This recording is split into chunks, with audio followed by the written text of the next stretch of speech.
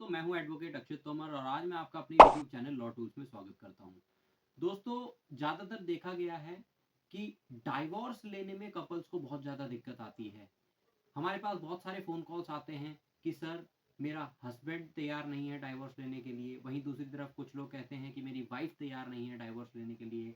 हमारी एक-दूसरे के साथ कंपैटिबिलिटी नहीं बन रही है, हम एक-दूसरे के साथ रह नहीं सकते हैं।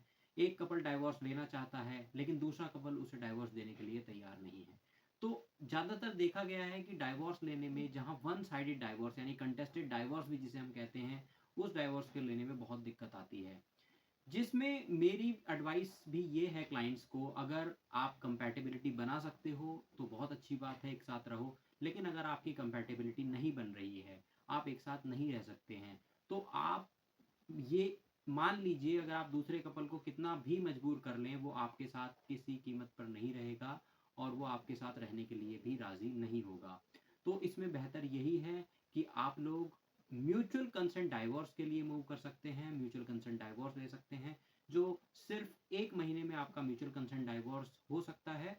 जी हाँ, सुप्रीम कोर्ट की अभी बहुत सारी जजमेंट्स आई हैं, जिसमें सुप्रीम कोर्ट ने ये साफ़ किया है कि आपको अब 6 महीने जो कूलिंग पीरियड होता है उसका वेट करने की ज़रूरत नहीं है। अगर आपका जो सेपरेशन पीरियड है, यानी जिस टाइम से आप अलग-अलग रह रहे हैं, अगर वो 18 महीने से ज़्यादा का है, तो आपको सिर्फ़ 1 महीने के अंदर-अंदर डाइवोर्स मिल सकता है, म्यूचुअल कंसेंट डाइवोर्स आप ले सकते हैं। तो आज के इस वीडियो में मैं आपको बताऊँगा कि म्यूचुअल कंसेंट डाइवोर्स लेने की प्रक्रिया क्या होती है। अगर आप दोनों ही कपल कंसेंट से अपने डाइवोर्स लेते हैं, म्यूचुअल कंसेंट डाइवोर्स लेना चाहते हैं, तो ऐसे में आप लोग जो है 3 जगह पर अपना जो डाइवोर्स पिटीशन है वो फाइल कर सकते हैं। जहाँ लड़की का एड्रेस हो, यानी जो वाइफ़ है उसका एड्रेस हो, या जहाँ हस्बैंड का एड्रेस हो, या थर्ड जो प्लेस होगी वो, या जहाँ आपकी शादी हुई हो, प्लेस ऑफ मैरिज के बिहाफ़ पे भी आप अपना डाइवोर्स फाइल कर सकते हैं। सपोज़ कीजिए हस्बैंड और वाइफ़ दोनों यूपी के रहने वाले हैं, लेकिन उन्होंने शादी जो है दिल्ली में आकर के की थी, कोर्ट मैरिज दिल्ली में आकर के की थी, तो वो अपने डाइवोर्स पिटीशन को दिल्ली में भी फाइल कर सकते हैं, किसी तरह की कोई दिक्कत उन्हें नहीं होती है।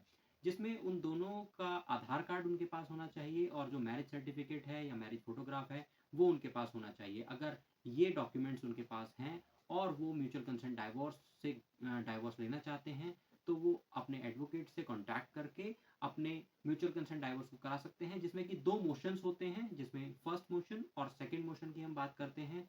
सबसे पहले आपका फर्स्ट मोशन पिटीशन फाइल किया जाता है, जिसके बाद आपको कोर्ट में बुलाया जाता है, कोर्ट में आपकी स्टेटमेंट्स होती हैं और जिसके बाद आपको फर्स्ट मोशन की डिक्री ग्रांट कर दी जाती है।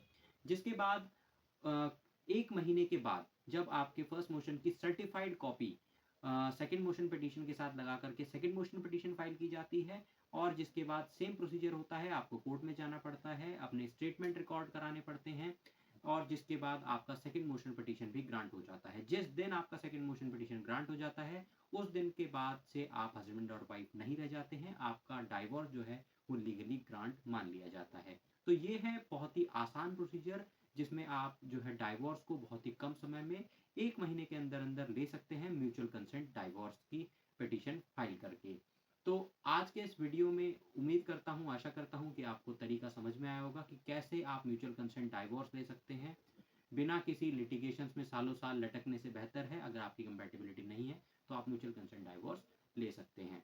इसी तरह के लीगल अवेयरनेस के और वीडियोज़ को देखने के लिए चैनल को लाइक करें, सब्सक्राइब करें। Thank you friends.